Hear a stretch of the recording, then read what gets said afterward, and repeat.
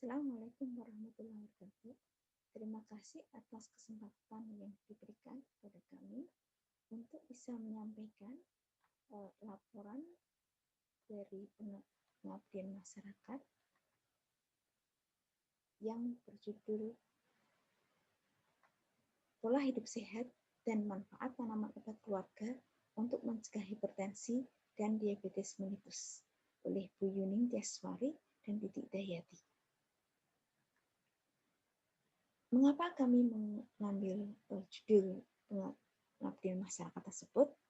Hal ini dilatar belakangi karena adanya permasalahan kesehatan berupa masih tingginya angka kejadian penyakit degeneratif, hipertensi, diabetes mellitus, jantung koroner, dan stroke akibat perilaku hidup sehat di daerah desa Sukoharjo.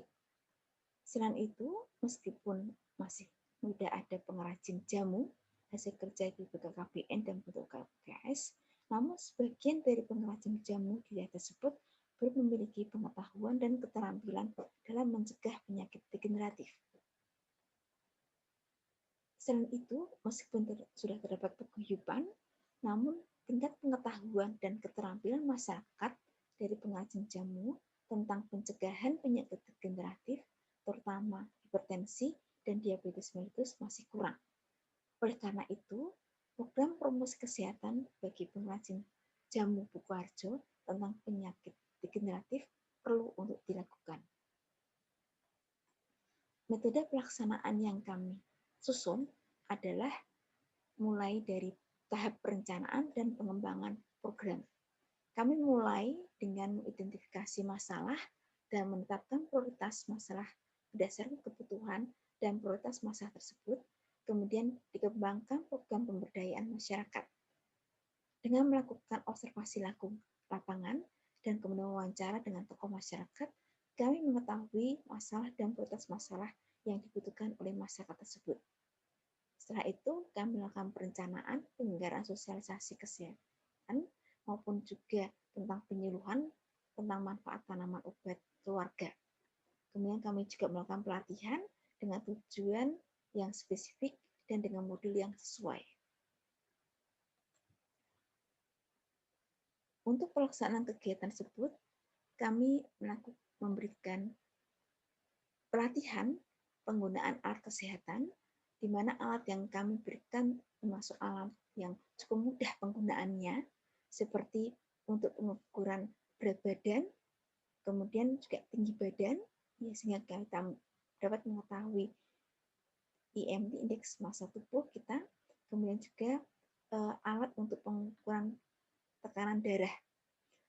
Untuk alat ini kami menggunakan alat elektronik, ya, sehingga kita tidak perlu memiliki tingkat pengetahuan yang cukup untuk mengetahui historik dan diastorik, karena kita hanya mendengarkan hasil dari pencatatan alat tersebut yang langsung menyebutkan berapa sistolnya dan berapa diastolnya. Oleh karena ini, alat ini cocok untuk digunakan oleh siapapun, ya, tidak harus tenaga kesehatan tertentu. Kami juga melakukan penyuluhan, ya, dengan media offline, ya, untuk memberikan penjelasan tentang pola hidup sehat untuk mencegah hipertensi dan diabetes mellitus. Hasil dari pengabdian yang kami lakukan di sini adalah penyusunan dari jadwal yang sudah ditetapkan sesuai dengan jadwal yang kita tetapkan, sudah terlaksana dengan baik, kemudian juga peserta pelatihan menghadiri acara tersebut sekitar 80%. Pelatihan pembuatan minuman kesehatan kami juga berikan. Selain itu, kami juga memberikan penyuluhan tentang masalah perilaku hidup bersih dan sehat, terutama di era pandemi COVID. Sehingga kita harapkan nilai kearifan lokal dari masyarakat dusun terbentuk dengan baik.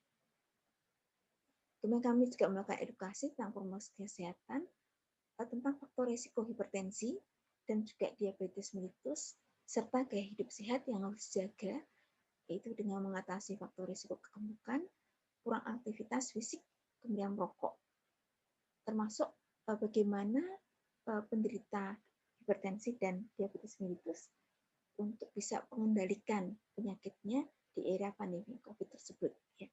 Karena mereka harus memiliki tingkat pengetahuan yang cukup sehingga mengetahui kapan dia harus gerak untuk datang ke layanan kesehatan, kapan dia bisa mengatasi permasalahan tersebut bersama keluarganya.